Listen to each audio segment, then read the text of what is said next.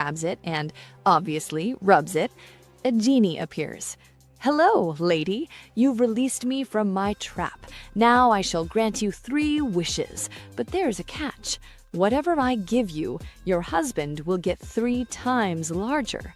The woman looks at the genie and says, "I want $1 billion. The genie responds, "As you wish, but your husband will get 3 billion. The woman continues, "I want a beautiful castle."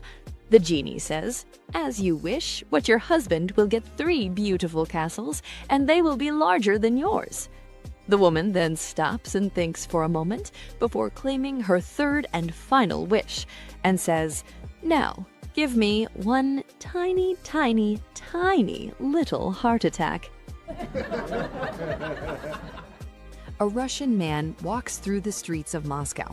As he passes by the headquarters of a major company, he notices a poor man in decrepit clothes standing by the building, seemingly waiting for something, looking at the sky. Another poor, crazy weirdo, he thinks. He keeps on walking. The next day, he passes near another company's HQ and sees the same poor man, seemingly waiting for something or someone, eyes up in the air, but this time with a luxury watch and classy shoes.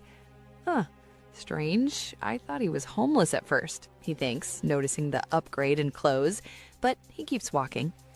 The following day, while walking near another company's HQ on his way home, he sees the homeless guy again, barely recognizable, with a brand new suit and designer coat, waiting outside, looking at the sky. So our protagonist finally goes and asks him, "Excuse my rudeness, sir, but I saw you 3 days ago and you were just a homeless man. Now you are dressed in super expensive clothes I'll never be able to afford in my lifetime. How did you pull that off in 3 days?" The homeless guy just tells him, "Oh, it's simple. You just wait outside those company buildings, and oligarchs will fall from the windows." Phil had always been the king of practical jokes. Weddings, in particular, were his favorite battleground. If a friend was getting married, they could count on Phil to orchestrate something outrageous, whether it was replacing the wedding cake with a look-alike made of styrofoam, sneaking a remote-controlled whoopee cushion under the bride's chair, or rigging the honeymoon suite with alarm clocks set to go off at random hours. But now it was Phil's turn to walk down the aisle, and he just knew that payback was coming. As his wedding day approached, he braced himself for the worst. His friends had been suspiciously quiet, and that made him even more nervous.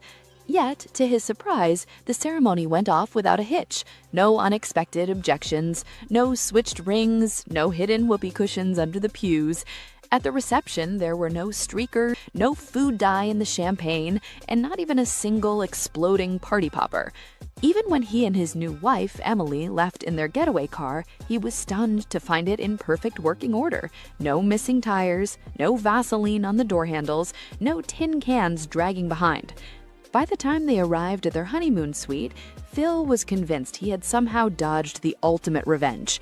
Still, being the prankster he was, he checked the room thoroughly. He lifted the toilet seat, inspected the shower head, and even ran his hands under the pillows and sheets for the classic cornflakes in the bed trick, one of his personal favorites. But nothing. The room was clean. Relieved and feeling victorious, he and Emily finally collapsed into bed. The next morning, they woke up starving. Phil grabbed the phone and called down to room service. "Good morning. I'd like to order breakfast for 2, please." At that very moment, a soft voice from under the bed whispered, "Make that 5." One evening, over a quiet drink at their favorite pub, James and his friend Mark found themselves deep in conversation about life and relationships. "James," Mark said, swirling his glass thoughtfully, "you're a great guy. Successful, kind, decent looking. Why have you never married?" James sighed and gave a small, wistful smile. "Well, I suppose I've just never met the right woman. I guess I've always been searching for the perfect girl." Mark chuckled. "Oh, come on. Surely, in all these years, you must have met at least one woman you thought was perfect." A shadow of nostalgia crossed James' face. "Actually, yes, there was one. She was incredible. kind, intelligent, beautiful, everything I ever wanted. She truly was perfect. Mark leaned in, intrigued. Then why didn't you marry her? James took a sip of his drink, set the glass down, and sighed. Because, unfortunately, she was looking for the perfect man.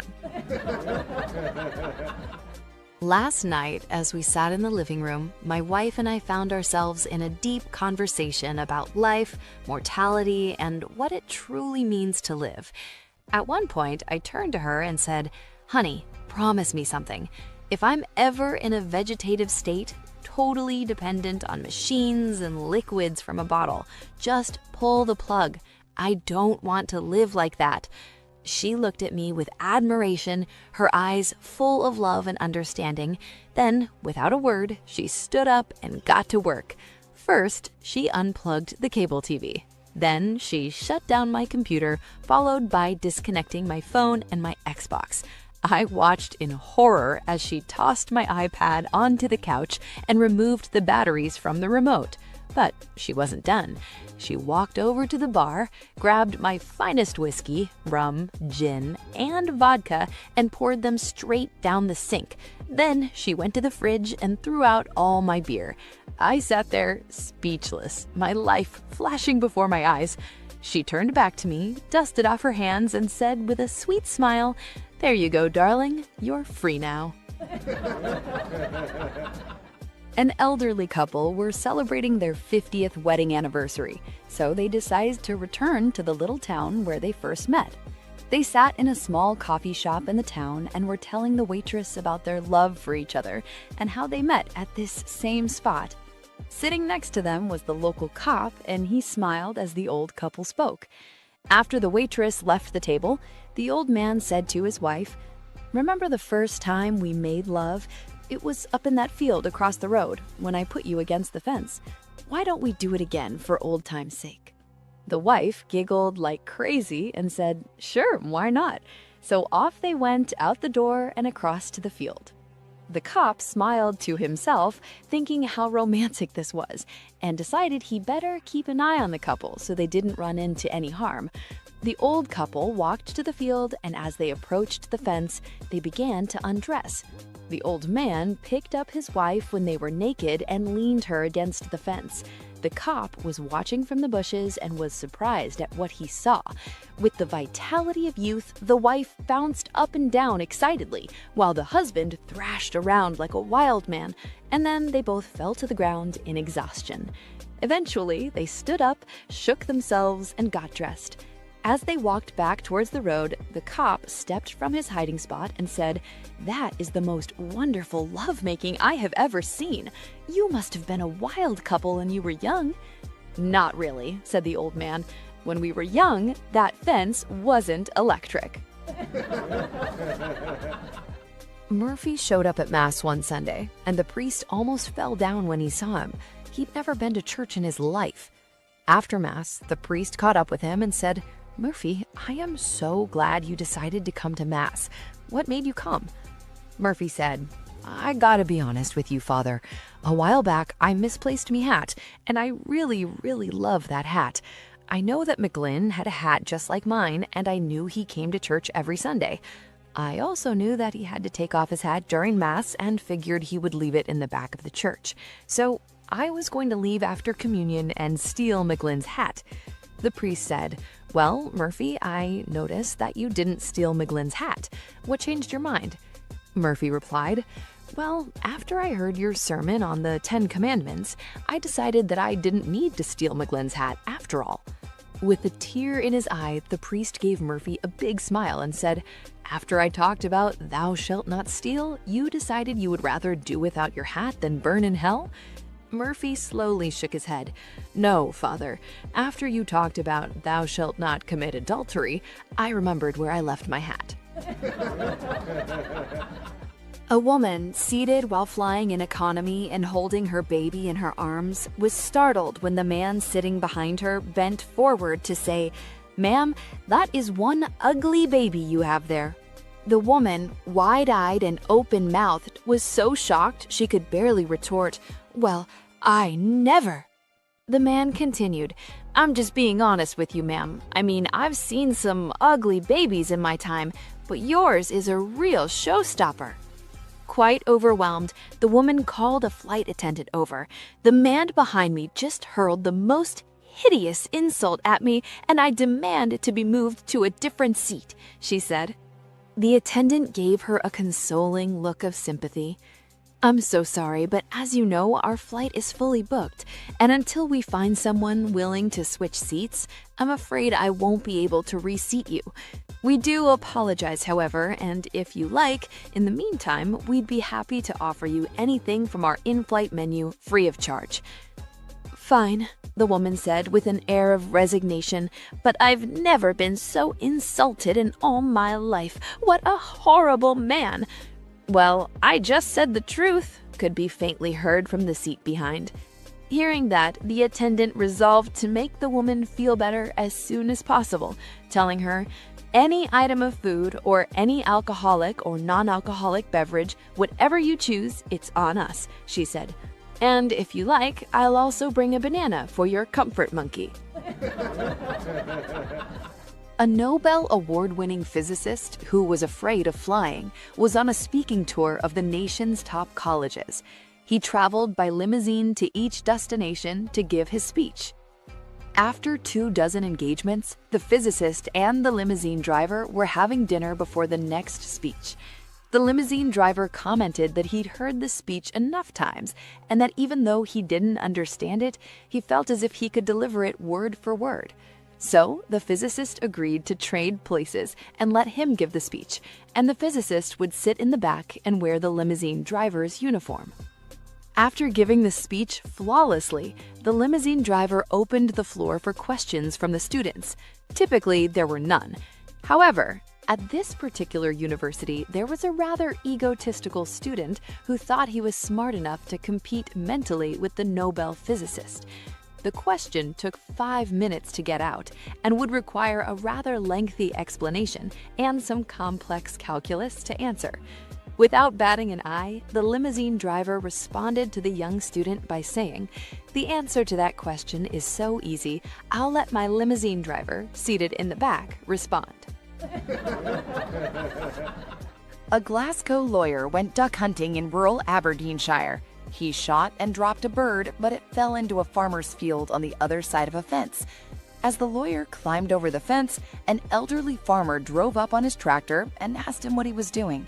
The litigator responded, "I shot a duck and it fell in this field, and now I'm going to retrieve it." The old farmer, Peter, replied, "This is my property and you are not coming over here."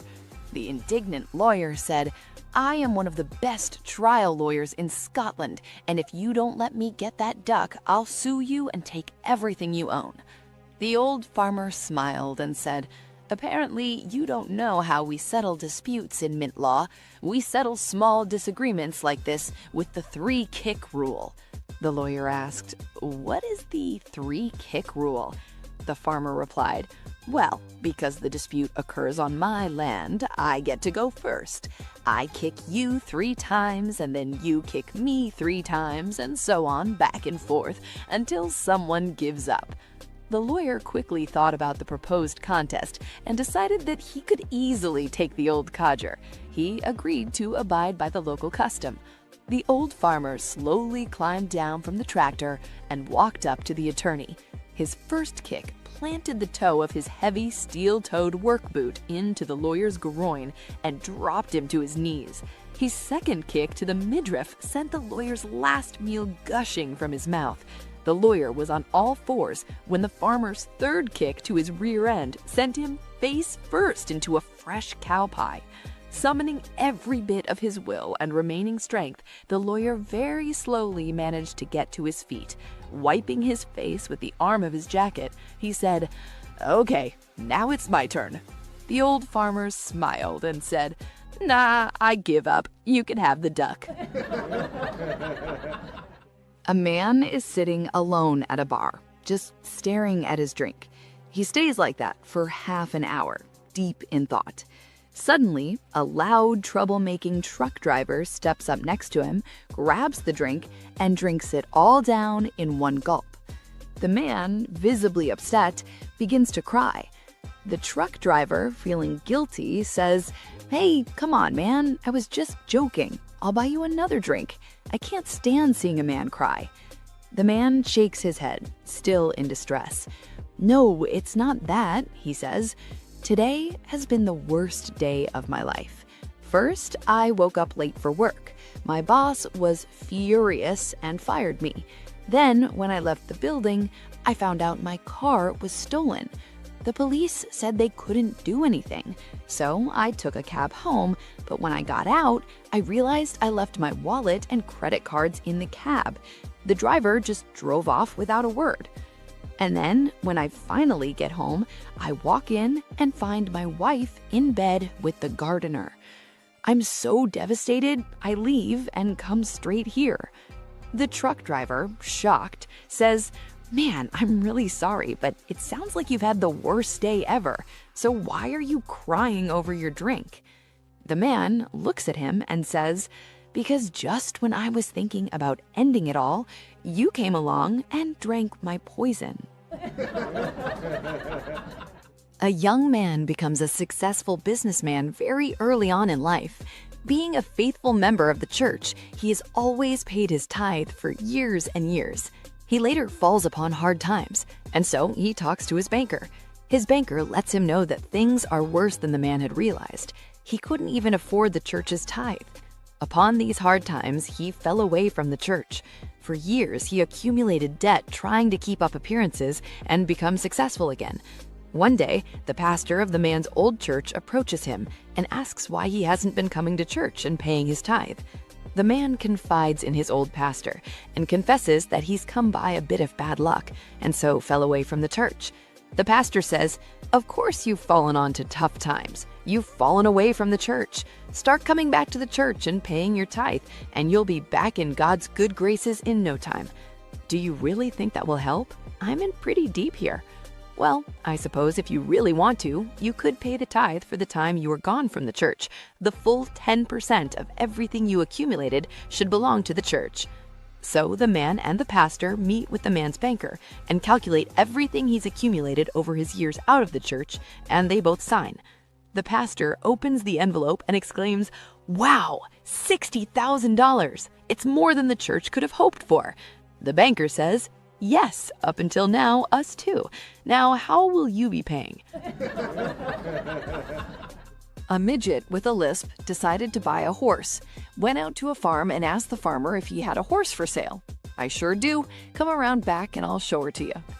Out back, the midget walked around the horse and asked the farmer if he could see her teeth. The farmer lifted him up to see the horse's teeth, then put the midget back down. The midget walked around the horse again and asked if he could see her ears. The farmer, getting irked, obliged him again. Third time around, the midget asked if he could see her. By now, the farmer was pissed, walked the midget around to the backside of the horse and said, "You want to see her? I'll show you her." With that, he hoisted the midget up and crammed his head into the horse's. Little arms and legs flailing, he waited a few seconds and pulled the midget out and set him back down on the ground. Midget gets up, shakes his head, gasps for air, and says, "Perhaps I should rephrase that. Can I see her run around for a few minutes?" A mother and her young daughter were walking through New York City when the mother tried to hail a cab. As they waited, the little girl noticed a group of women dressed in flashy clothes loitering on a street corner. Finally, the mother got a cab and they climbed in. The curious little girl turned to her mother and asked, "Mommy, what are those ladies doing over there?" The mother, trying to dodge the question, replied, "Oh, those ladies are just waiting for their husbands to come pick them up on their way home from work." The cab driver, overhearing the exchange, turned around and said, "Come on, lady, tell your daughter the truth. They're hookers." There was a brief pause of awkward silence. Then the little girl, with a confused look, asked, "Mommy, do the hooker ladies have children?" The mother, without missing a beat, replied, "Of course, dear. Where do you think cabbies come from?" One day, at a farm, a blonde woman curiously reached out and touched the package of a horse. Suddenly, the horse neighed loudly, kicked up dust, and bolted across the field at lightning speed. The owner, watching in shock, turned to the blonde with a sly grin and said, "Ma'am, now how about holding my package too?" Puzzled, she asked why. He replies, "Because I've got to catch that horse." John and his girlfriend Mary decide to become bank robbers. Mary does the actual robbing at gunpoint inside the banks, while John waits outside as the getaway driver. They are initially successful, with a string of heists that make headlines, and they become folk heroes. Until one day their luck runs out and they get caught. At trial, the judge condemns Mary to 10 years in prison, while John gets 2 years. However, once they get to their respective prisons, they discover that due to a clerical error, John will be serving 10 years and Mary only 2. Despite her insistence, John convinces Mary to keep quiet about it. After 2 years, Mary gets out and she continues to visit John faithfully every month, and they exchange letters and phone calls regularly for the remainder of his 10 years. Finally, after he does his time, John gets out and is joyfully reunited with Mary. They get married and move to a different state and start anew, leaving their life of crime behind. They raise a family with children and grandchildren and eventually reach old age after having lived a happy marriage. On their 50th wedding anniversary party, the entire family and friends are gathered. A great celebration is had, with many laughs and stories recounting their life together. The conversation turns to the secrets to a happy marriage. One of the guests asks Mary why she decided to stick with John while he was in prison, despite all of the hardships. Mary answers, "Well, you know you have found the one when you finish each other's sentences." An elderly priest, his eyes sparkling with good humor, turned to the younger priest beside him and said, "I must say, your idea to replace the first few pews with plush theater-style seats was inspired. It's remarkable how quickly those seats fill up now." The younger priest chuckled softly and gave a modest nod as the elder priest went on. "And I'll admit, when you suggested giving the hymns a modern twist, I was skeptical, but bringing in that rock and roll gospel choir has truly revitalized the congregation. It's wonderful to see every seat filled, all the way to the balcony." "Thank you, Father," the younger priest replied, his tone humble yet pleased. The elder priest patted him on the shoulder, his expression kind. "Your enthusiasm and fresh ideas have been such a blessing to our parish. Truly, most of your innovations have been marvelous." The younger priest detected a hint of hesitation in the older man's voice and braced himself for what was coming. Sure enough, the elder priest continued, "That being said, I think you may have gone a step too far with the drive-through confessional." "But Father," the young priest exclaimed, leaning forward earnestly, "attendance for confessions has doubled, and our donations are through the roof." The elder priest stroked his chin thoughtfully. "Yes, I've noticed.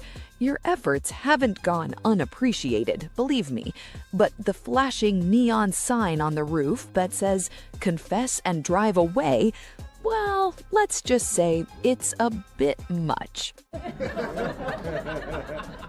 A man is driving through the backwoods of Montana when he spots a sign in front of a rundown shack, "Talking Dog for Sale." Curious, he knocks on the door. An old-timer answers and tells him the dog is in the backyard. The man steps out back and finds a well-groomed Labrador sitting there. "You talk?" he asks. "Yep," the lab replies. The man's jaw drops. Once he gathers himself, he says, "Okay, what's your story?" The dog sighs and begins. "Well, I discovered I could talk when I was a pup. Figured I should put my gift to good use. So I told the CIA. They immediately recruited me, and before I knew it, I was flying all over the world, sitting in rooms with world leaders and spies. Nobody ever suspected a dog could be eavesdropping. I was their top agent for 8 years, but all the travel wore me out. So I took a job doing undercover security at the airport. I sniffed out smugglers, exposed criminals, and even earned a few medals. Then I met the love of my life, settled down, had a bunch of puppies, and retired. Now I just take it easy. The man is stunned. He hurries back inside and asks the owner, "How much for the dog?" $10, the old man says. $10? This dog is incredible. Why so cheap? The owner shakes his head. Because he's a liar. He's never left the yard. James had been dating Linda for a while, and now the time had come for the nerve-wracking part, meeting her father. He arrived at the house, trying to appear confident, but as he sat across from the old man, he absent-mindedly chewed his gum. Linda's father, a stern-looking man with a booming voice, scowled at him. "Young man, you're sitting in front of me asking for my daughter's hand in marriage and you're chewing gum? That's a sign of disrespect." James quickly stopped chewing and swallowed the gum. He straightened up and replied, "I'm sorry, sir. I only chew gum when I drink or smoke." The old man's frown deepened. "You drink and smoke, and you're here to marry my daughter?" James hesitated but decided to be honest. "Sir, I only drink and smoke when I go to the club." Linda's father's eyes whitened. "You go clubbing, too?" James sighed. "I'm really sorry, sir. I only started clubbing after I got out of prison." Now the old man was on edge. "Prison? You've been to prison? What did you do?" James lowered his voice, leaned in slightly, and said, "I was arrested for killing a man." The father-in-law gasped and nearly choked on his tea. "You killed someone?" James nodded solemnly. "Yes, sir. I was furious because a man refused to let me marry his daughter, so I killed him." For a long moment, silence filled the room. Then, suddenly, Linda's father's expression softened. A warm, nervous chuckle escaped him as he clapped James on the shoulder. "Ah, my dear son, you are most welcome to the family. You are exactly the right man for my daughter." A few days ago, I was leaving an important meeting at a hotel when I instinctively did a TSA-style self-pat-down, checking all my pockets for my car keys. Nothing. I sighed, checked again, and then retraced my steps back into the meeting room. Still nothing.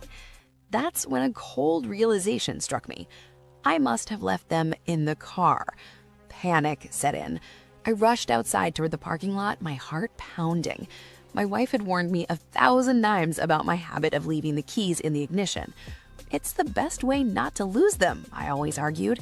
"It's the best way to get your cars stolen," she always snapped back. As I burst through the hotel doors, I came face to face with a terrifying truth. Her theory was correct. The parking lot was empty. My car was gone. Without wasting a second, I called the police. Breathless, I gave them my location and blurted out my confession. "Officer, my car has been stolen. I left the keys in the ignition, and now it's gone." The officer took down my information, but before we could go further, I knew I had to make an even more difficult call. I took a deep breath and dialed my wife. "Honey," I started, choosing my words carefully. I always called her honey when I was in trouble. "I left my keys in the car and, it's been stolen." Silence. A long silence. I checked my phone screen thinking the call had dropped. Then her voice finally came through. "Idiot, I dropped you off." My stomach dropped. My face burned with embarrassment. Now it was my turn to be silent. After a moment, I cleared my throat and mumbled, "Well, can you come get me then?" Her response? "I will, just as soon as I convince this police officer that I didn't steal your car." A newly married man from a village went to the city alone to find a job and settle into an apartment before bringing his wife to join him. Once he found a decent place, he wrote a letter to his father back in the village. "Father, please send my wife to the city now." Since the father didn't speak English, he didn't understand what wife meant. Curious, he asked his neighbors, but none of them knew either. Eventually, a meeting was called with the families in the village to discuss what wife could mean. After much deliberation, they concluded that with winter fast approaching, the most important thing his son would need would be something warm, like a comforter. So they decided that wife must be a comforter. The father, satisfied with this explanation, went to the storeroom and found his son's old comforter, now ragged and chewed by rats. Instead, he decided to send him his own new wife to his son. When the man received the package in the city, he was confused. Along with the comforter was a letter from his father. "Dear son, I hope you are well. I went to the storeroom where your wife was kept safely. Since your wife was new and thick when we got it, all of us in the family took turns using it.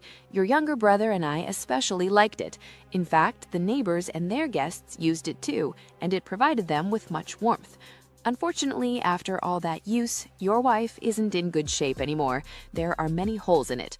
So I'm sending you my new wife. It's thick, unused, and I'm sure it will serve you well. Lots of love, Father." Several years ago, Andy was sentenced to prison. During his stay, he got along well with the guards and all his fellow inmates. The warden saw that deep down, Andy was a good person and made arrangements for Andy to learn a trade while doing his time. After 3 years, Andy was recognized as one of the best carpenters in the local area. Often, he would be given a weekend pass to do odd jobs for the citizens of the community, and he always reported back to prison before Sunday night was over. The warden was thinking of remodeling his kitchen and, in fact, had done much of the work himself, but he lacked the skills to build a set of kitchen cupboards and a large countertop, which he had promised his wife. So he called Andy into his office and asked him to complete the job for him. But alas, Andy refused. He told the warden, "Gosh, I'd really like to help you, but counterfeiting is what got me into prison in the first place." A brunette, a redhead, and a blonde are trying to break out of the prison. It took them weeks to find a weak spot on the wall where they could climb over in the middle of the night. After waiting for a cloudy, moonless night, they are finally ready to escape. As the brunette climbs over the top of the wall, she makes a little bit of noise, and one prison guard asks another, "Hey, did you hear that?"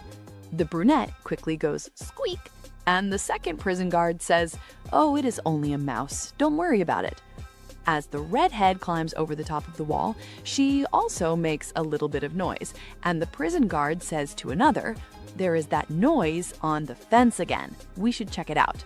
The redhead quickly goes, "Meow," and the second prison guard says, "Oh, a cat is chasing that mouse over the wall. Don't worry about it." As the blonde climbs over the top of the wall, she also makes a little bit of noise. The prison guard tells another, "There's that noise again." The blonde, thinking quickly, goes, "Moo." A woman ran a red traffic light and crashed into a man's car.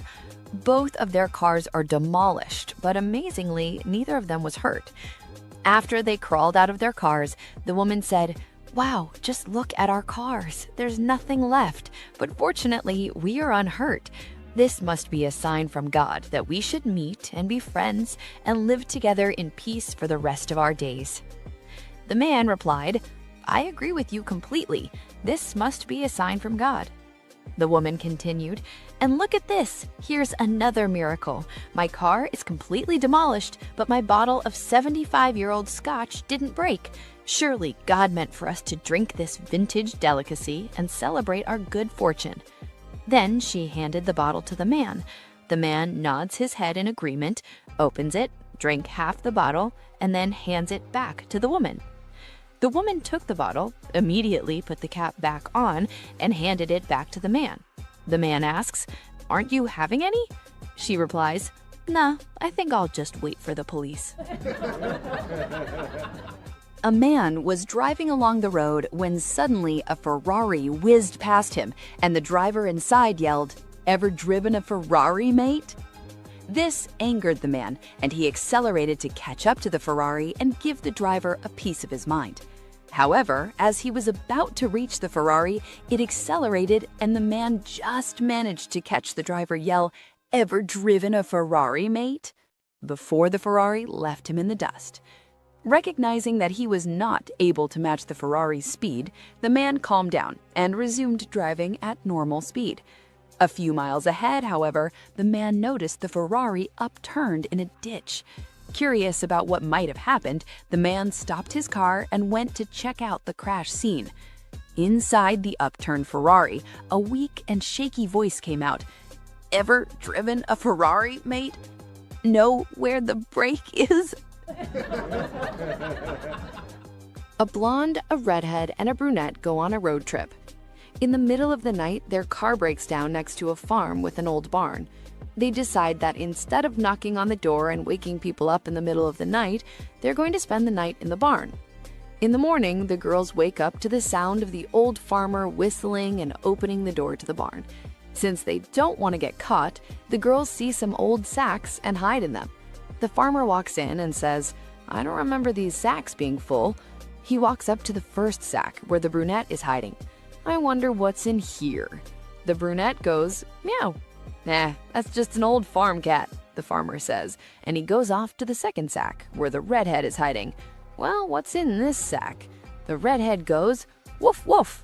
"Ah, that's just an old farm dog." The farmer chuckles and makes his way to the final sack where the blonde is hiding. Now, what in the world could be in this sack here? The blonde yells out, "Potatoes!" A blonde, a redhead, and a brunette go on a road trip. In the middle of the night, their car breaks down next to a farm with an old barn.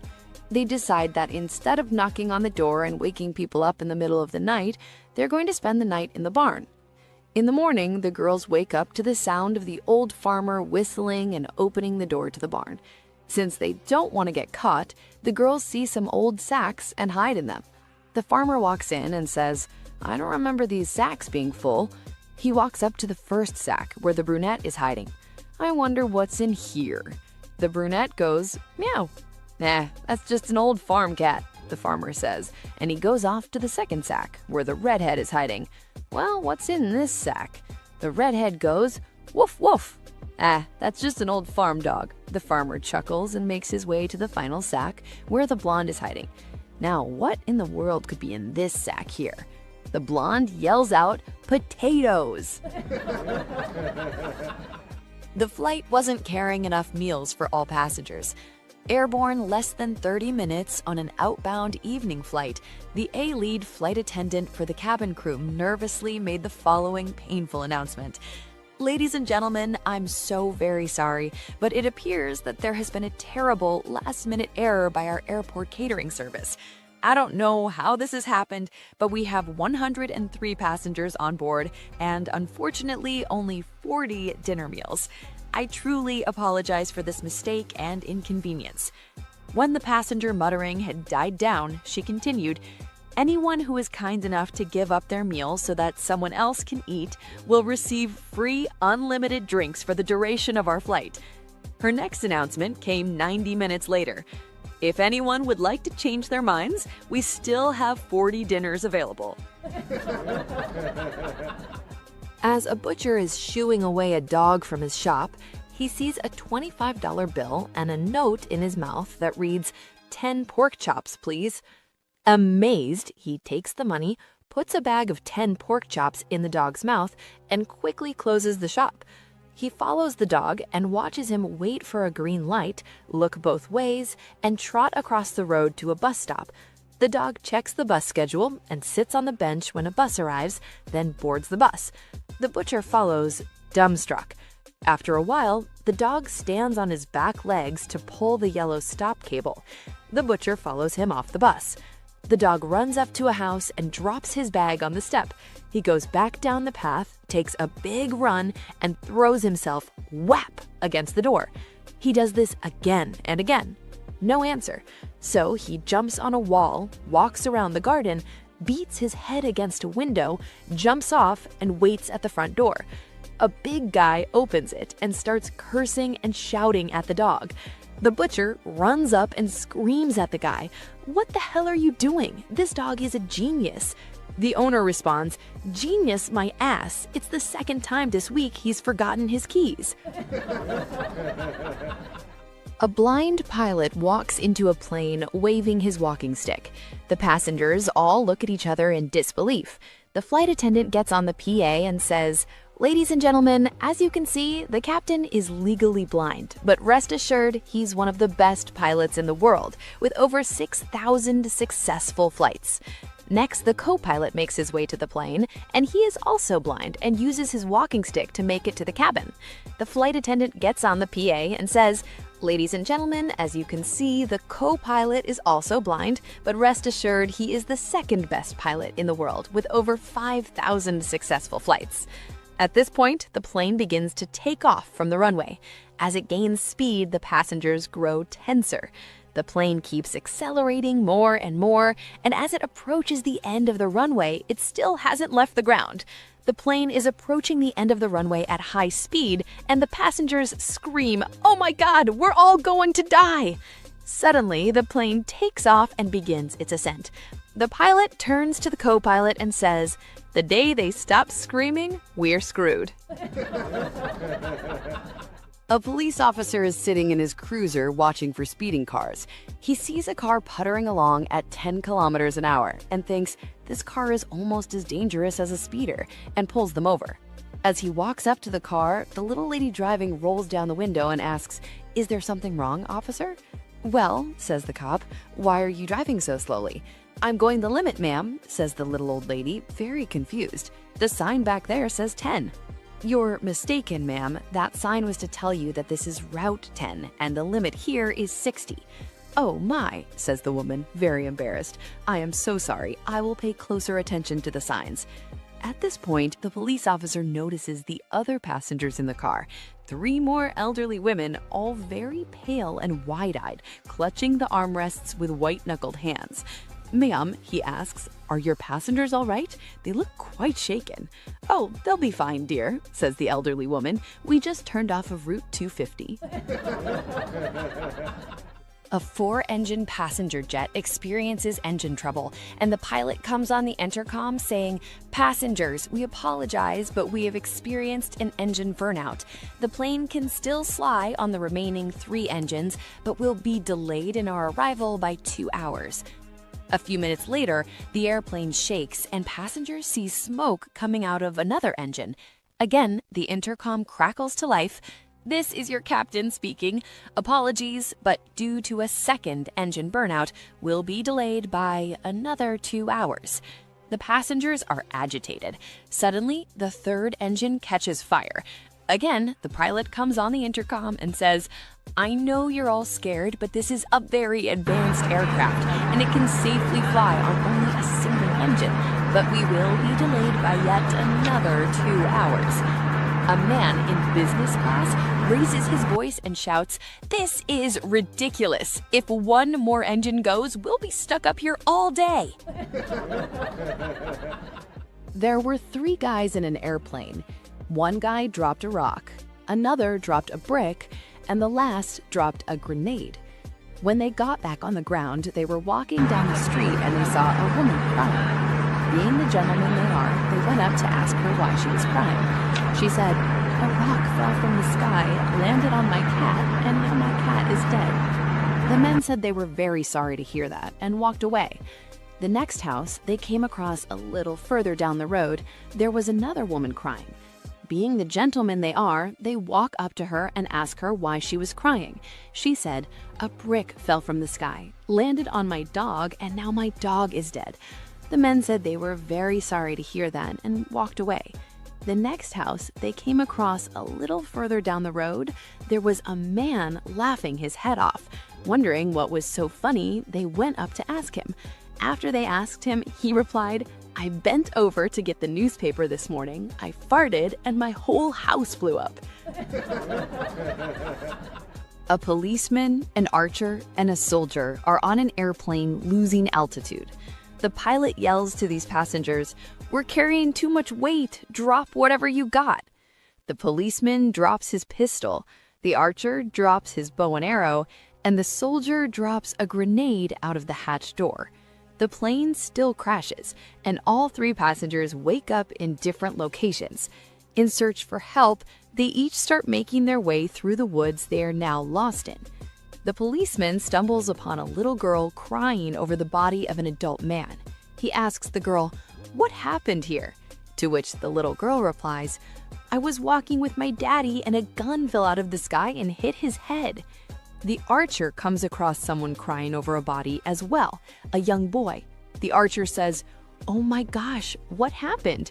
The boy tells the archer, "We were playing hide and seek and I found him with an arrow in his head."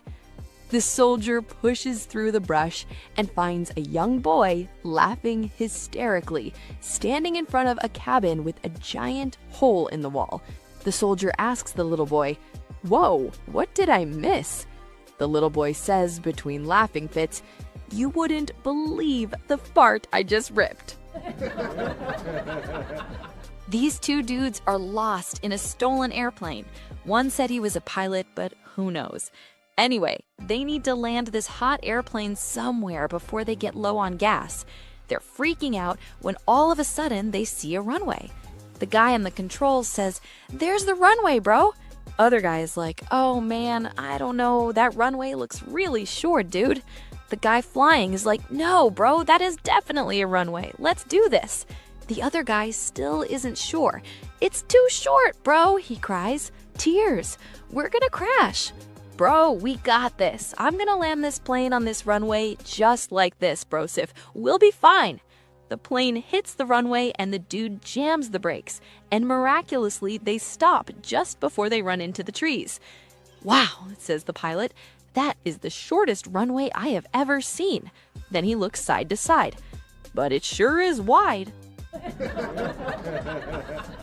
In a crowded bus, a blonde woman turned to the man standing behind her with an annoyed expression. "Excuse me," she said sharply, "something of yours keeps touching me from behind." The man, looking slightly embarrassed, replied, "Oh, sorry, that's just my salary in my pocket." The blonde raised an eyebrow and stayed quiet for a moment. But after a few minutes, she turned around again and said, "You filthy liar! Your salary has tripled in the last 5 minutes." A man driving a Kia stops at a traffic light next to a Rolls-Royce. The Kia driver rolls down his window and calls out to the Rolls-Royce driver, "Hey pal, that's an impressive car. Does your Rolls have Wi-Fi? My Kia does." The Rolls-Royce driver replies, "Yes, it has Wi-Fi." The Kia driver continues, "Nice. And do you have a fridge in there? I have a fridge in the back seat of my Kia." The Rolls-Royce driver, getting irritated, responds, "Yes, there is a refrigerator." Not backing down, the Kia driver asks, "That's cool, man. What about a TV? I've got a TV in my Kia's back seat." The Rolls-Royce driver, increasingly annoyed, says, "Yes, there's a television. A Rolls-Royce is the epitome of luxury vehicles." The Kia driver says, "Amazing car, but do you have a bed in there? I've got a bed in the back of my Kia." Frustrated that his car lacks a bed, the Rolls-Royce driver speeds off. He heads straight to the dealership and orders a bed to be installed in his Rolls-Royce.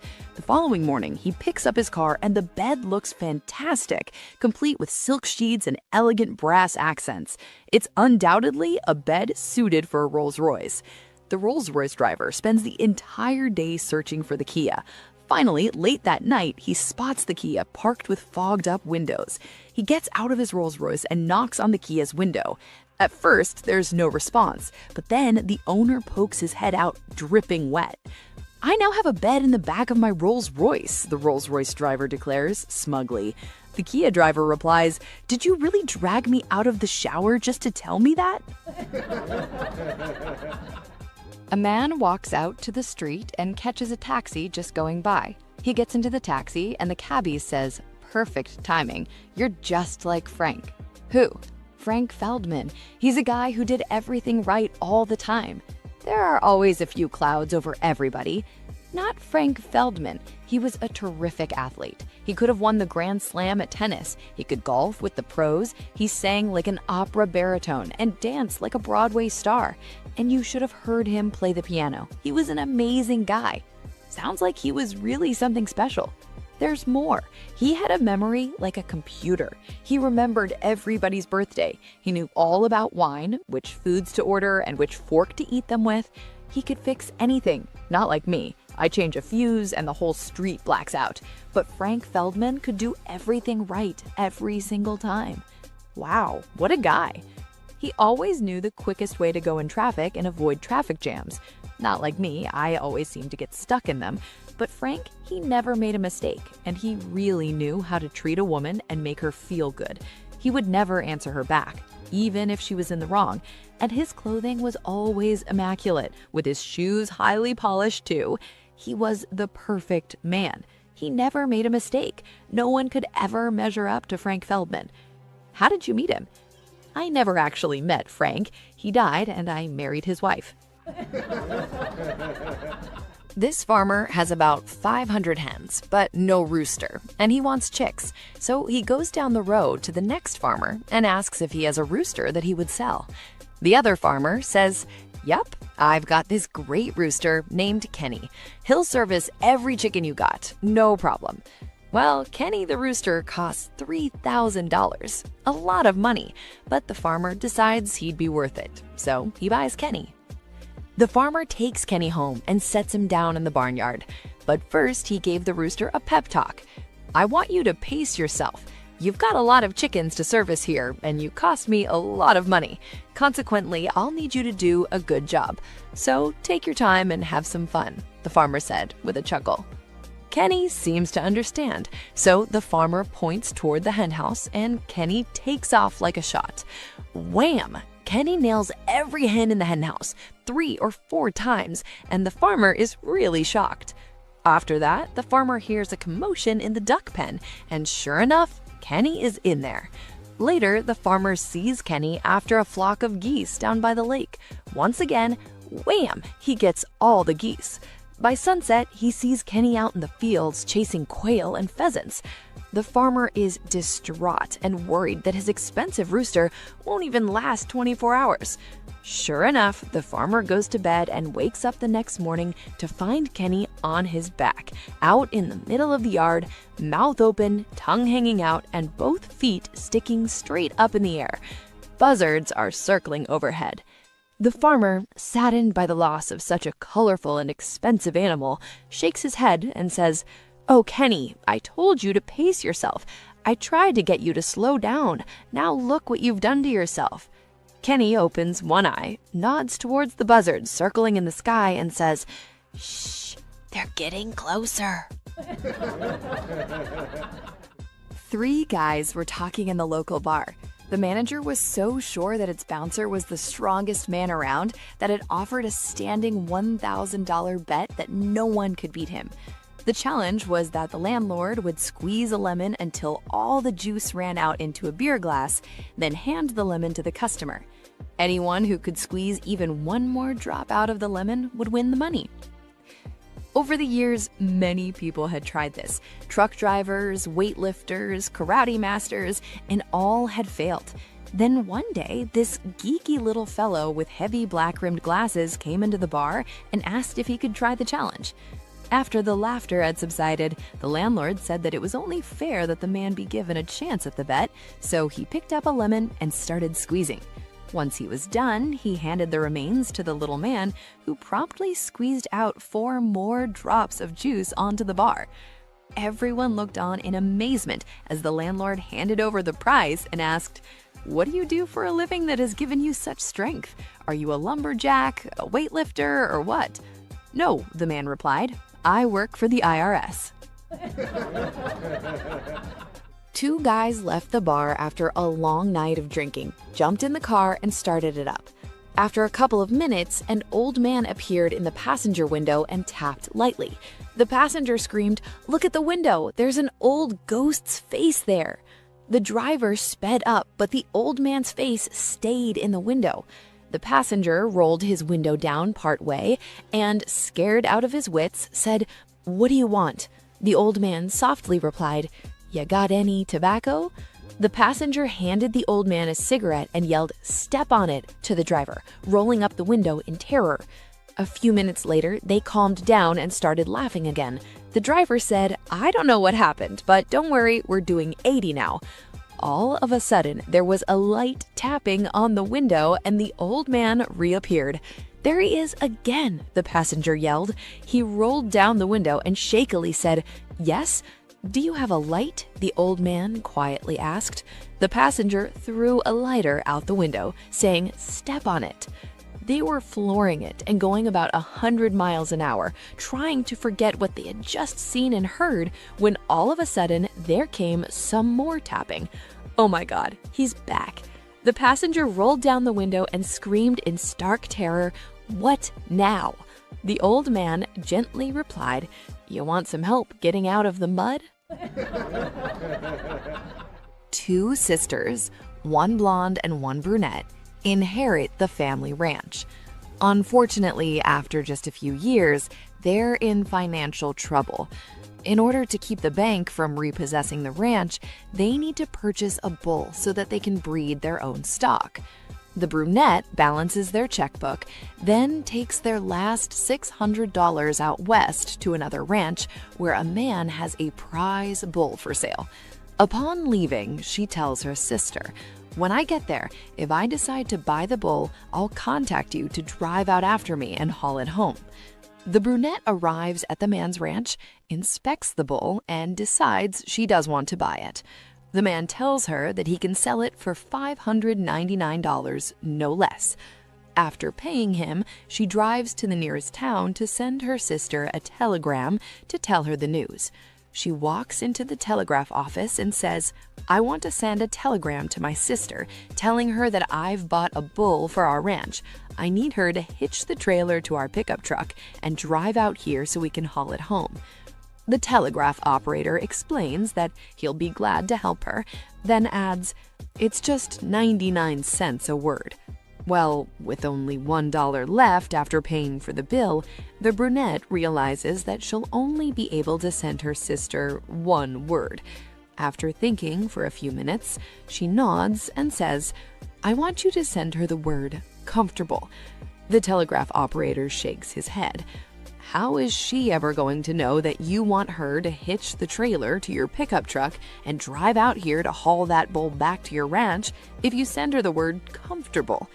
The brunette explains, "My sister's blonde. She'll read it slowly." A priest was called away for an emergency. Not wanting to leave the confessional unattended, he called his rabbi friend from across the street and asked him to cover for him. The rabbi told him he wouldn't know what to say, but the priest told him to come on over and he'd stay with him for a little bit and show him what to do. The rabbi comes and he and the priest are in the confessional. After a few minutes, a woman comes in and says, "Father, forgive me for I have sinned." The priest asks, "What did you do?" The woman says, "I committed adultery." Priest, "How many times?" Woman, 3 times. Priest, "Say 2 Hail Marys, put $5 in the box, and go and sin no more." A few minutes later, a man enters the confessional. He says, "Father, forgive me for I have sinned." Priest, "What did you do?" Man, "I committed adultery." Priest, "How many times?" Man, 3 times. Priest, "Say 2 Hail Marys, put $5 in the box, and go and sin no more." The rabbi tells the priest that he thinks he's got it, so the priest leaves. A few minutes later, another woman enters and says, "Father, forgive me for I have sinned." Rabbi, "What did you do?" Woman, "I committed adultery." Rabbi, "How many times?" Woman, "Once." Rabbi, "Go do it 2 more times. We have a special this week, 3 for $5. A married lady goes to her doctor for her annual checkup and everything is good. In her conversation, at the end of all the tests and examinations with the doctor, she expressed a concern about her husband. As you know, I raise champion golden retrievers, and one evening I was making their food. I had a big pot on the stove simmering, and my husband came home and got a big ladle full and ate it. I told him it was for the dogs, but he said it was delicious and insisted that is what he wanted for dinner that night. Well, I make the dogs food every week, and every time I make a new batch, my husband eats it for dinner. I'm concerned about him eating the dog's food."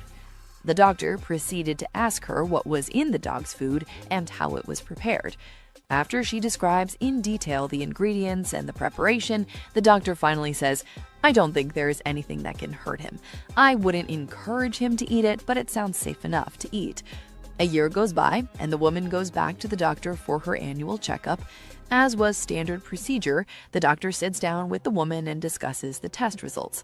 As he is going through her file, he sees a note from the previous year regarding her husband's propensity to eat the dog food made by her. He asks her, "So, is your husband still eating the dog food you prepare?" "Oh, no, doctor. My husband died." "Oh, my lord, I'm so sorry. It wasn't because of the dog food, was it?" "Well, not directly, no." "Not directly? What happened?" "Well," the lady said in a very sad and grief-stricken voice, "he got hit by a car when he was sitting in the middle of the road, licking his balls." A married couple is traveling by car from California to New York. Being seniors, after almost 11 hours on the road on this journey, they were too tired to continue, so they decided to take a room in a magnificent hotel. But they only planned to sleep for 4 hours and then get back on the road. 4 hours later, the desk clerk handed them a bill of $350. The man exploded and insisted to know about the expensive bill. "I agree it's a nice hotel, but the rooms aren't worth $350 for just staying only for 4 hours. The desk clerk told him that $350 is the standard rate. The man insisted on talking with the manager. The manager was informed by the desk clerk. The manager then appeared and listened to him and declared, "This hotel has an Olympic-sized pool and a specialized huge conference center designed to host mega conferences, which are available for use. But we didn't use them," the husband said. "Well, they're here and you could have," explained the manager. He went on to explain that the couple could also have taken in one of the shows for which the hotel is famous. The manager boasted, "We have the best performers, comedians, singers, and dancers from New York, Hollywood, and Las Vegas performing here in this hotel 24 hours a day, 7 days a week." "But we didn't go to any of those shows," the husband said. "Well, we have them, and you could have," was the response. No matter what facilities and services the manager mentioned, the husband responded, "But we didn't utilize it." The manager always answered with his standard response. The manager is unmoved, and eventually, after several minutes of debate, the husband gave up and agreed to pay. As he didn't have the checkbook, he asked his wife to write the check. The wife wrote a check and gave it to the manager. The manager looked at her in astonishment when he looked at the check. "But madam, this check is for only $50. "That's correct," she replied. "I charged you $300 for sleeping with me." "But I didn't sleep with you, madam," exclaims the manager. "Well, too bad. I was here and you could have been." A little girl asked her mom, "Mom, may I take the dog for a walk around the block?"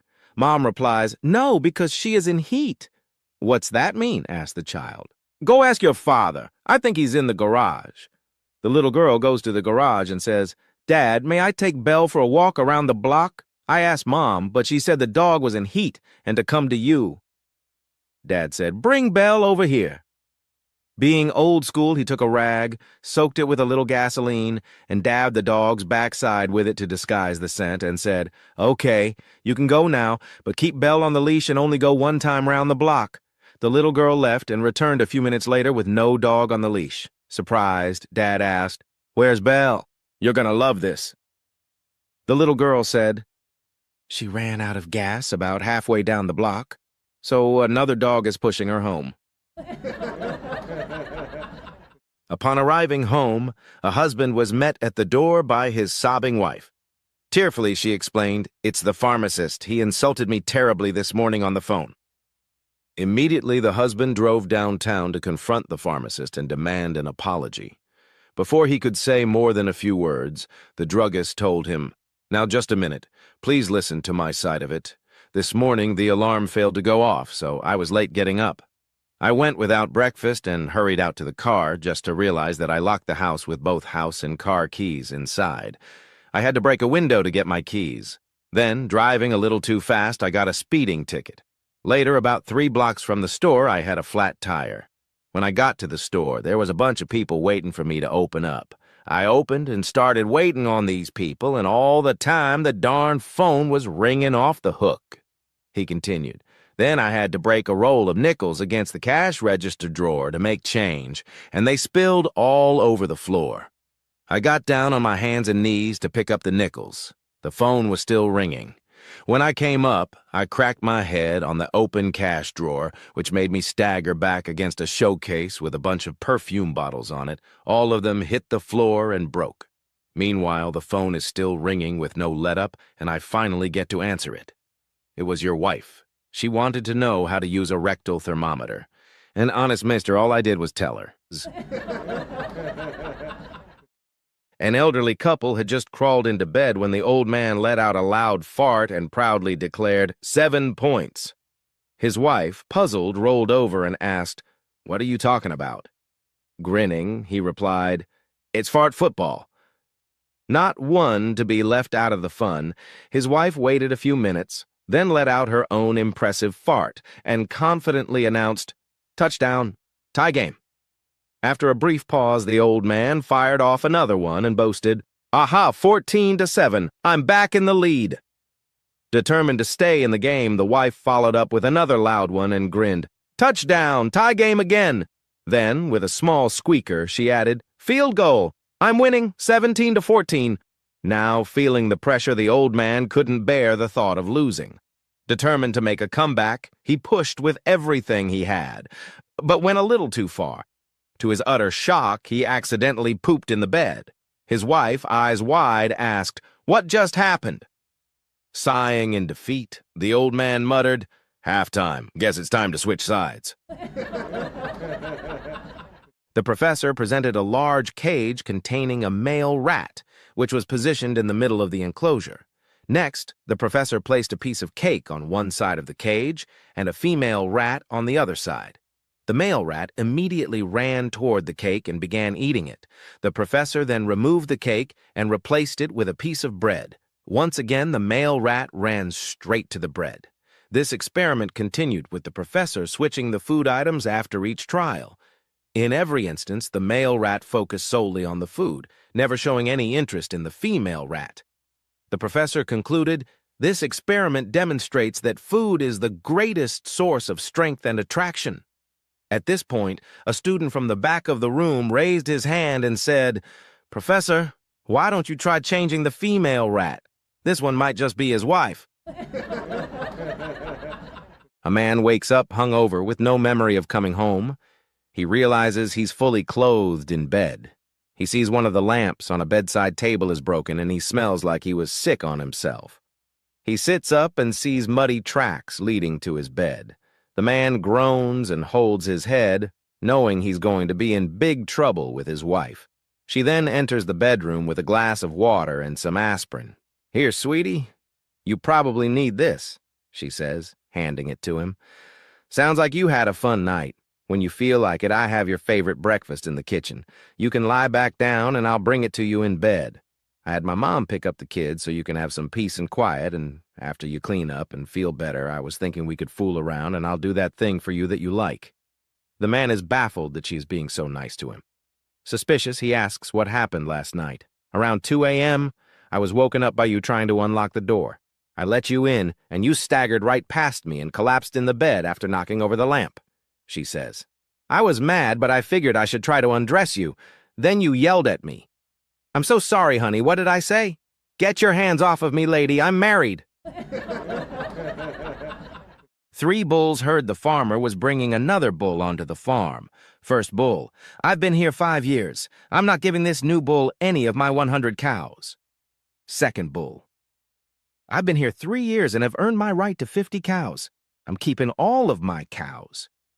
Third bull, "I've only been here a year, and so far, you guys have only let me have 10 cows. I may not be as big as you fellows, but I'm keeping all 10 of my cows." Just then, an 18-wheeler pulls up in the pasture carrying the biggest Brahman bull they've ever seen. At 3,600 pounds, each step he takes strains the steel ramp. First bull, "I think I can spare a few cows for our new friend." Second bull, I actually have too many cows to take care of. I can spare a few. I'm certainly not looking for an argument. They look over at the third bull and find him pawing the dirt, shaking his horns and snorting. First bull. Son, don't be foolish. Let him have some of your cows and live to tell about it. Third bull. He can have all my cows. I'm just making sure he knows I'm a bull. A man walks into a doctor's office and says, "Doc, I've got a problem, but you have to promise me one thing. You cannot laugh." The doctor nods solemnly. "Sir, I am a professional. In over 20 years of practicing medicine, I have never laughed at a patient." Satisfied, the man takes a deep breath and drops his trousers. The doctor is immediately confronted with the smallest you-know-what he has ever seen in his entire career. Despite his best efforts, a chuckle escapes. Then another. Before he knows it, he's doubled over, gasping for air, laughing so hard he nearly falls off his chair. Minutes later, he finally regains control, wipes his eyes, and takes a deep breath. "I'm so sorry," he says, trying to regain his professionalism. "I don't know what came over me. I promise it won't happen again. Now, what seems to be the problem?" The man looks at him, eyes full of despair, and says, "It's swollen." Two elderly ladies, Connie and Jean, sat on a park bench outside the town hall, where a flower show was underway. Jean, the shorter of the two, sighed and leaned toward Connie. "Life has gotten so dull. We never do anything exciting. For $10, I'd strip down and streak through that boring old flower show." Connie's eyes twinkled as she pulled a crisp $10 bill from her purse. "You're on." With a determined nod, Jean slowly wriggled out of her clothes. She plucked a dried flower from a nearby display, clenched it between her teeth, and, completely naked, dashed through the front doors as fast as her aging legs could carry her. Connie waited outside, listening to the sudden uproar of gasps, laughter, and enthusiastic applause from within. Moments later, Jean burst through the exit, grinning from ear to ear. "What happened in there?" Connie asked, wide-eyed.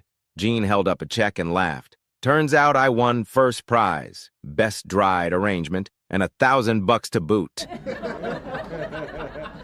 A young pastor sat in a restaurant enjoying his lunch. As he ate, he opened a letter from his mother, which had arrived that morning. When he unfolded it, a $20 bill fluttered onto the table. "Thanks, Mom," he thought. "I really needed this right now." As he finished his meal, he noticed a beggar leaning against a lamppost outside. The man looked down on his luck, and the pastor felt a tug at his heart. He hesitated for a moment, then made a decision. Pulling the envelope back out, he crossed out the names and, in large letters, wrote, "Persevere." Without drawing attention to himself, he tucked the bill back inside, placed the envelope under his arm, and casually dropped it as he walked past the man. The beggar picked it up, read the message, and smiled. The next day, as the pastor sat down for another meal, he felt a tap on his shoulder. Turning, he saw the same man, grinning and holding out a thick wad of cash. Bewildered, the pastor asked, "What's this?" The man chuckled. "Your half of the winnings. Persevere came in first in the 4th race at the track yesterday, paid 30 to 1.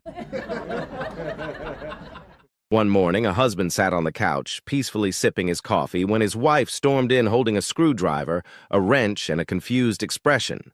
"The washing machine is broken," she announced. The husband sighed, setting down his mug. "All right, I'll take a look at it." She crossed her arms. "Oh, so now you're a washing machine repairman?" He raised an eyebrow. "I mean, I can try—" "Careful! Careful!" she suddenly shouted as he knelt beside the washer. "You have to open it properly. Oh my God, do you even know what you're doing? Lefty-loosey, righty-tighty. No, no, no, not like that. You'll break it. Do you even know what that part does? Where are the instructions? Did you even read the instructions?" The husband blinked up at her. "Honey, Be careful with that screwdriver. You're going to electrocute yourself. Do you want to die? Maybe you should call a professional." "Oh my God, you never listen. Why are you even touching that? Use a wrench. A wrench, for the love of—" The husband slowly stood up, dusted off his hands, and looked her dead in the eye. "Now you know what it feels like when you cook dinner." He's expected to regain consciousness in a few days. A little boy and a little girl went to the same school and became good friends. Every day they sat together at lunch and discovered they both always brought chicken sandwiches. This continued through 4th and 5th grade until one day the boy noticed she wasn't eating chicken. "Hey, how come you're not eating chicken anymore? Don't you like it?" he asked. "I love it," she said, "but I have to stop." "Why?" She pointed to her lap and whispered, "Because I'm starting to grow little feathers down there." Surprised, he said, "Let me see." She hesitated, but then lifted her skirt. He took a look and said, "Whoa, you're right. Maybe you should stop eating chicken." He kept eating his chicken sandwiches until one day he brought peanut butter instead. "I have to stop eating chicken, too," he told her. "I think I'm starting to get feathers down there as well." Curious, she asked to see, so he pulled down his pants. She took one look and gasped, "Oh no, it's too late for you. You've already got the neck and the gizzards." On a bright and beautiful Sunday morning, the small town of Johnstown stirred early as its residents made their way to the local church. Before the service began, the congregation sat in their pews, chatting about their families, their lives, and the latest town happenings. Suddenly, in a flash of fire and smoke, Satan himself appeared at the front of the church. Chaos erupted as people screamed, scrambling over one another in a desperate rush to escape. Within moments, the church was empty, except for one elderly gentleman who remained seated, completely unfazed. Perplexed, Satan strode up to the man and sneered, "Do you know who I am?" "Yup, sure do," the man replied without a hint of fear. "And you're not afraid of me?" Satan pressed. "Nope, not one bit," the man said casually. Now thoroughly annoyed, Satan demanded, "And why the hell not?" With a shrug, the old man leaned back and said, "Been married to your sister for 48 years. A man hires a blonde to paint stripes down the middle of a road, giving her one simple rule. She must paint at least 4 miles per day to keep the job. On the first day, she absolutely crushes it. 8 miles. The boss is blown away. The second day, she paints 4 miles. Not as impressive, but still meeting the requirement. On the third day, she only manages 2 miles. The boss raises an eyebrow, but figures maybe she's just tired. By the 4th day, she barely scrapes out 1 mile. Frustrated, the boss finally asks, "What's going on? You started off amazing. Why are you slowing down so much?" The blonde wipes her forehead and sighs. "Well, I'm getting farther and farther away from the paint bucket." On a Sunday morning, and thinks about how they can have some time to cuddle. So they tell their son to go stand on the balcony and look if he can see something new going on in the neighborhood. So their son stands on the balcony and they get going. After a few minutes, he yells, "Dad, Dad, the Myers got a new car." Dad, dutifully but a little out of breath, answers, "Fine, fine, that's nice, son. Keep looking if you see something else." Their son keeps looking, and after a while, he reports back to his dad again. "Dad, Dad, the Smiths have a lawnmower robot now." His dad, panting, shouts back, "Well, that's wonderful. Keep looking, keep looking." So he keeps looking, and another few minutes he shouts, "Dad, Dad, the Wilsons are having sex." Dad stops totally confused, and after a few seconds he asks, "How would you know?" "Their son has been standing on the balcony looking around for 10 minutes now." So it's 2 in the morning, and the whole house is quiet. Suddenly, a 70-year-old man rolls over in bed and sees his wife's phone light up. Half asleep, he squints and reads the screen. Beautiful. Without thinking, he smacks his wife awake and yells, "Who the hell is texting you beautiful at 2 a.m.? Confused and still groggy, she grabs her phone, looks at it, then glares at him with pure rage. She shouts, "Put on your damn glasses, genius. It says battery full, not beautiful." An elderly gentleman walked into the bank and approached the teller. He handed over his bank card and said, "I'd like to withdraw $20, please." The teller glanced at him and replied, "Sir, for withdrawals under $200, please use the ATM." The old man frowned. "Why is that?" he asked. Irritated, the teller slid the card back to him. "Those are the rules, sir. If you don't need anything else, please step aside. There are other customers waiting." The man remained silent for a moment. Then he handed the card back and said, "All right, I'd like to withdraw all my money instead." The teller sighed, but proceeded to check the account. A moment later, her expression changed. She leaned in and whispered, "Sir, you have $500,000 in your account. The bank doesn't keep that much cash on hand. You'll need to schedule an appointment." The old man nodded. "I see. How much can I withdraw immediately?" $5,000 is the maximum per transaction." The gentleman smiled. "All right, I'll take $5,000 then." Now speaking much more politely, the teller counted out the cash and handed it to him with a warm smile. The old man took $20, placed it in his wallet, and slid the remaining $4,980 back across the counter. "Please deposit this back into my account." Moral of the story: never underestimate older folks. They've spent a lifetime mastering the game. A man walks into a restaurant with a full-grown ostrich following closely behind. The waitress approaches and asks for their order. "I'll have a hamburger, fries, and a Coke," the man says. Then, turning to the ostrich, he asks, "What about you?" "I'll have the same," the ostrich replies. A short while later, the waitress returns with their food. "That'll be $9.40, she says. The man reaches into his pocket and, without hesitation, pulls out the exact amount. The next day, the pair returns. Again, the man orders a hamburger, fries, and a Coke, and the ostrich echoes his choice. Once more, the man reaches into his pocket and produces the exact change. This routine continues daily until Friday night. As they walk in, the waitress greets them. "The usual?" "Not tonight," the man replies. "It's Friday, so I'll have a steak, baked potato, and a salad." "Same," says the ostrich. The waitress serves their meals and says, "That'll be $32.62. Without missing a beat, the man reaches into his pocket and hands over the precise amount. Unable to contain her curiosity any longer, the waitress asks, "Sir, how do you always have the exact change, no matter the price?" The man smiles. "Years ago, I was cleaning out my attic and found an old lamp, and granted me 2 wishes. For my first wish, I asked that whenever I had to pay for something, I could just reach into my pocket and always pull out the right amount." "That's incredible!" the waitress exclaims. "Most people would just wish for a fortune, but you'll never run out of money." "That's right." The man nods. "Whether I need a gallon of milk or a luxury car, the money is always there." The waitress glances at the ostrich. "And what about your second wish?" The man sighs, shaking his head. "I wished for a tall chick with long legs who agrees with everything I say." For her 50th birthday, a woman decides to treat herself to a facelift. She spends $15,000, and the results are stunning. On her way home, she stops at a newsstand to buy a newspaper. Before leaving, she asks the clerk, "I hope you don't mind me asking, but how old do you think I am?"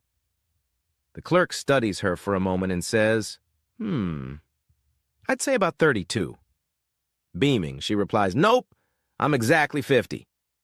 Feeling even better about herself, she stops at McDonald's for a quick bite and asks the cashier the same question. The young woman behind the counter guesses, "I'd say around 29. With a big smile, she responds, "Nope, I'm 50. Absolutely thrilled, she makes one last stop at a candy shop to grab some mints. Once again, she asks the clerk the burning question. The shopkeeper studies her face and says, "Oh, I'd guess about 30. Gleefully, she exclaims, "I'm actually 50, but thank you." As she waits at the bus stop to go home, she notices an elderly man sitting beside her. Feeling playful, she asks him as well, "Sir, how old do you think I am?" The old man chuckles and says, "Lady, I'm 78, and my eyesight isn't what it used to be. But when I was younger, there was a foolproof way to tell a woman's age. Now, it's a bit unusual, but if I listen to your voice and shake your hand, I can guess your exact age." She laughs and says, "All right, go ahead." The old man takes her hand, gives it a firm shake, listens as she speaks, and after a moment confidently says, "Madam, you are exactly 50. Amazed, she gasps, "That's incredible. How on earth did you know?" He chuckles and leans in. "I was behind you at McDonald's." A nun is walking alone on a deserted road when a man assaults her. After he is done, he asks, "What will you tell the other sisters?" She replies, I'll tell them you grabbed me, threw me down, and made love to me twice, unless you're tired. 3 healthy young men were hiking through a forest when they came upon the Clearwater River in the spring of 2017. Needing to get to the other side of the large, raging, violent river, the first man prayed, "God, please give me the strength to cross the river." Poof! God gave him big arms and strong legs, and he was able to swim across in about 60 minutes, nearly drowning twice. After seeing him get across, the second man prayed with a bit more intelligence, "God, please give me strength and the tools to cross the river." Poof! God gave him a rowboat, as well as strong arms and strong legs. He was able to row across in about 30 minutes, nearly capsizing once. Seeing what happened to the first 2 men, the third man prayed, "God, please give me the strength, the tools, and the intelligence to cross the river." Poof! He was turned into a woman. She checked the map, hiked 100 yards upstream, and walked across the bridge. P.S. Guys, if at first you don't succeed, do it the way your wife told you. A nun wakes up one morning hearing birds sing outside the abbey. She had the morning free, so she decides to go for a walk. She gets out of bed, puts on her garments and her shoes.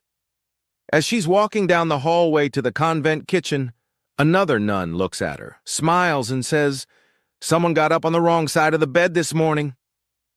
She finds this a bit odd, but decides to ignore it and keeps on walking.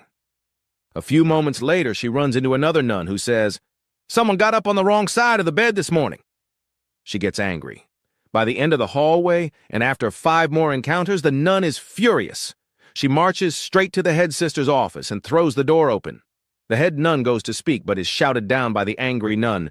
"Don't you dare tell me I got up on the wrong side of the bed this morning. It's all I've heard today, and I'm fed up with it."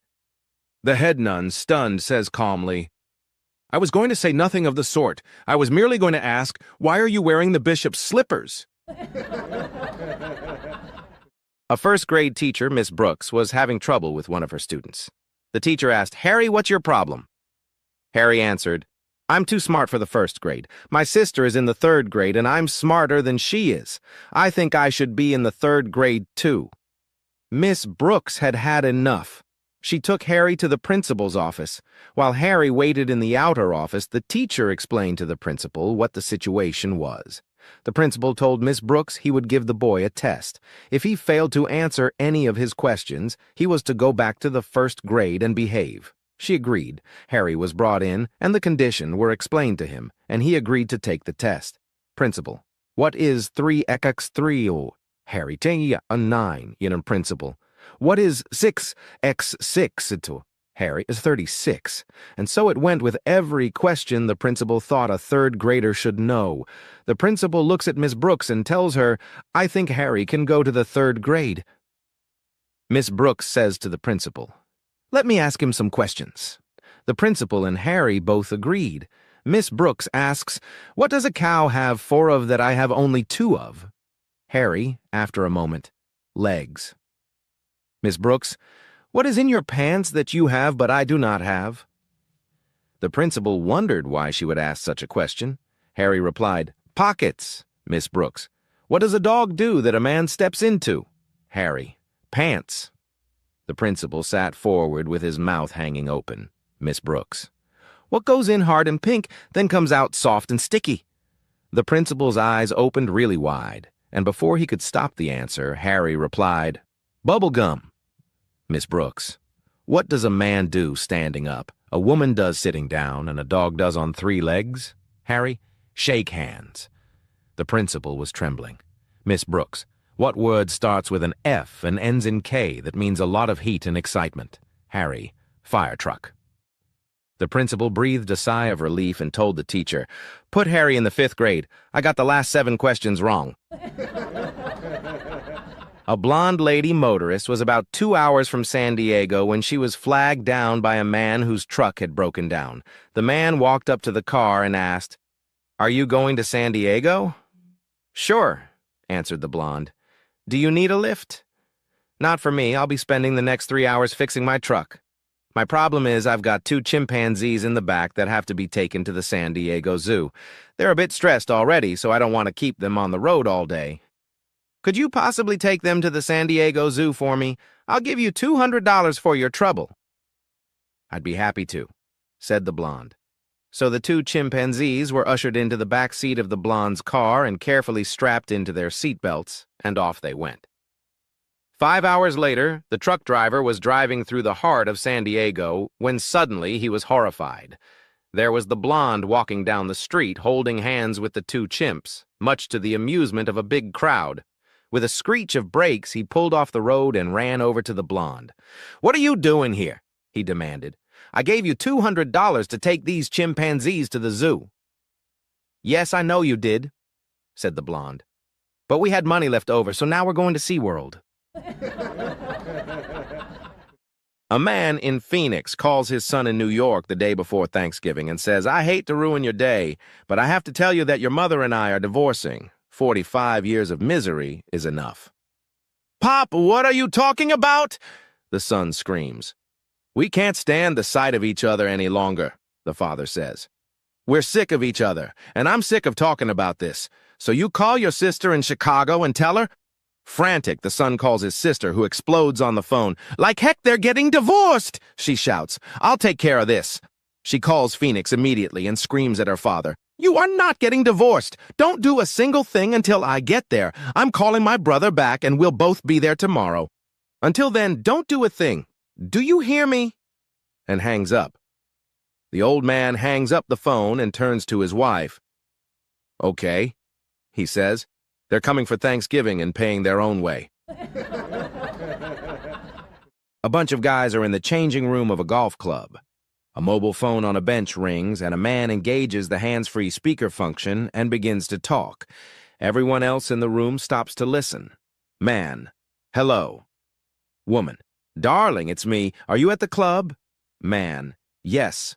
Woman: "I am at the shopping center and found this beautiful leather coat. It's only $1,000. Is it okay if I buy it?" Man: "Sure, go ahead if you like it that much."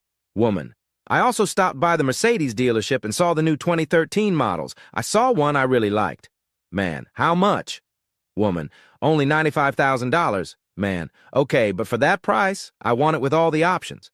Woman: "Great. Oh, and one more thing. The house I wanted last year is back on the market. They're asking $950,000. Man: "Well, then go ahead and give them an offer of $900,000. They will probably take it. If not, we can go the extra $50,000. It really is a pretty good price." Woman: "Okay, I'll see you later. I love you so much." Man: "Bye. I love you too." The guy hangs up.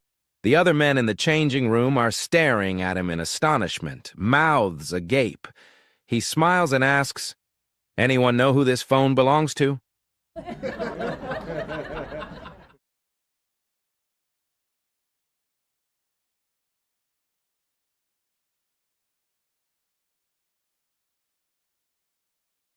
A woman one day takes a hike around the forest by her house to take some time off from people. She stumbles upon a teapot, grabs it, and, obviously, rubs it. A genie appears. "Hello, lady. You've released me from my trap. Now I shall grant you 3 wishes. But there's a catch. Whatever I give you, your husband will get 3 times larger."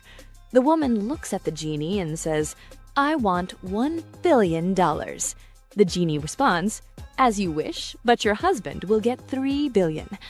The woman continues, "I want a beautiful castle."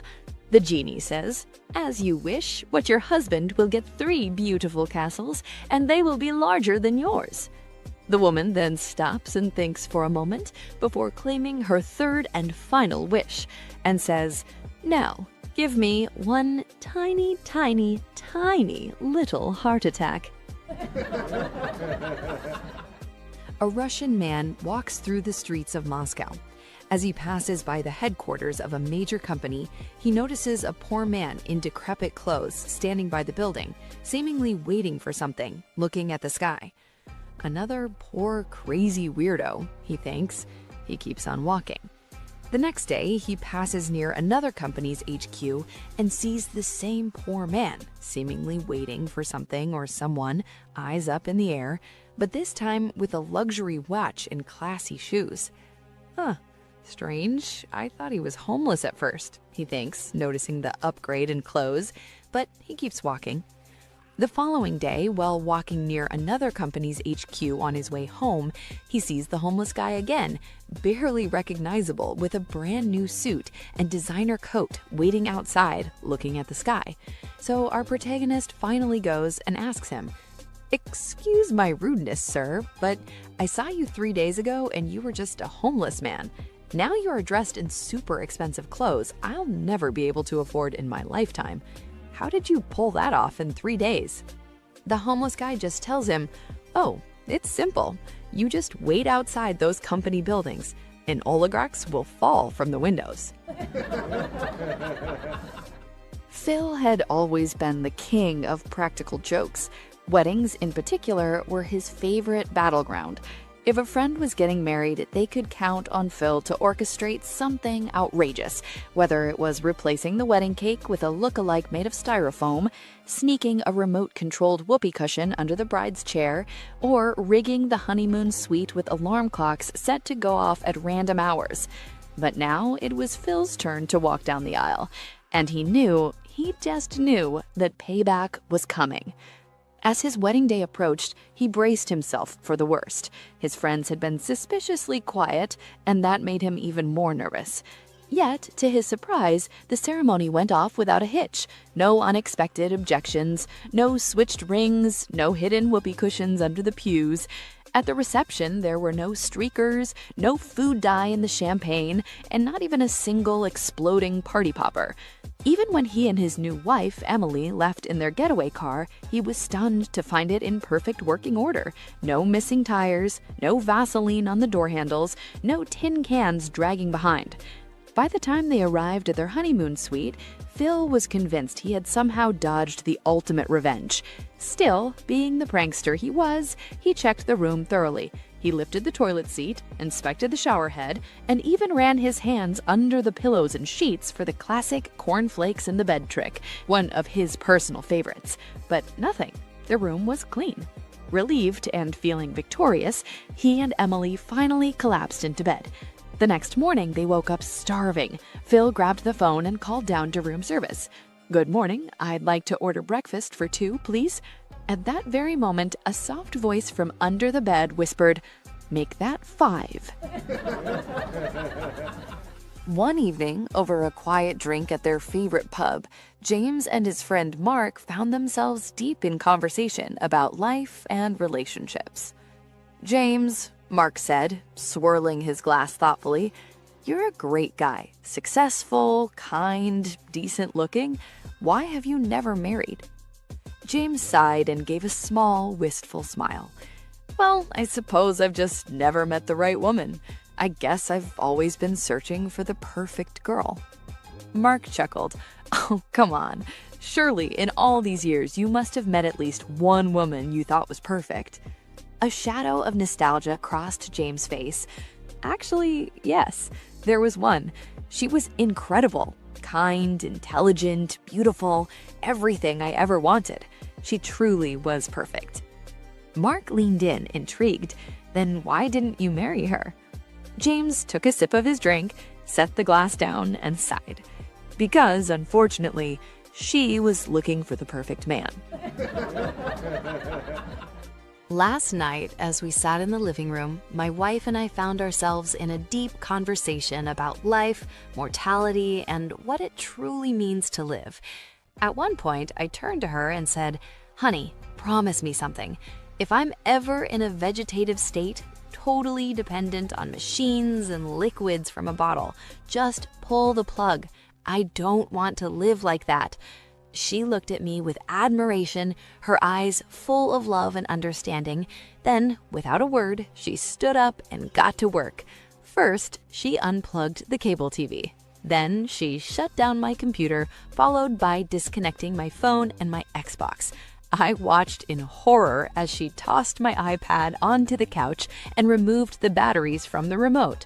But she wasn't done. She walked over to the bar, grabbed my finest whiskey, rum, gin, and vodka, and poured them straight down the sink. Then she went to the fridge and threw out all my beer. I sat there speechless, my life flashing before my eyes. She turned back to me, dusted off her hands, and said with a sweet smile, "There you go, darling. You're free now." An elderly couple were celebrating their 50th wedding anniversary, so they decided to return to the little town where they first met. They sat in a small coffee shop in the town and were telling the waitress about their love for each other and how they met at this same spot. Sitting next to them was the local cop, and he smiled as the old couple spoke. After the waitress left the table, the old man said to his wife, "Remember the first time we made love? It was up in that field across the road when I put you against the fence. Why don't we do it again for old time's sake?" The wife giggled like crazy and said, "Sure, why not?" So off they went out the door and across to the field. The cop smiled to himself, thinking how romantic this was, and decided he better keep an eye on the couple so they didn't run into any harm. The old couple walked to the field, and as they approached the fence, they began to undress. The old man picked up his wife when they were naked and leaned her against the fence. The cop was watching from the bushes and was surprised at what he saw. With the vitality of youth, the wife bounced up and down excitedly, while the husband thrashed around like a wild man, and then they both fell to the ground in exhaustion. Eventually, they stood up, shook themselves, and got dressed. As they walked back towards the road, the cop stepped from his hiding spot and said, "That is the most wonderful lovemaking I have ever seen. You must have been a wild couple when you were young." "Not really," said the old man. "When we were young, that fence wasn't electric." Murphy showed up at Mass one Sunday, and the priest almost fell down when he saw him. He'd never been to church in his life. After Mass, the priest caught up with him and said, "Murphy, I am so glad you decided to come to Mass. What made you come?" Murphy said, "I gotta be honest with you, Father. A while back, I misplaced me hat, and I really love that hat. I know that McGlynn had a hat just like mine, and I knew he came to church every Sunday. I also knew that he had to take off his hat during Mass and figured he would leave it in the back of the church. So I was going to leave after communion and steal McGlynn's hat." The priest said, "Well, Murphy, I noticed that you didn't steal McGlynn's hat. What changed your mind?" Murphy replied, "Well, after I heard your sermon on the 10 Commandments, I decided that I didn't need to steal McGlynn's hat after all." With a tear in his eye, the priest gave Murphy a big smile and said, "After I talked about 'thou shalt not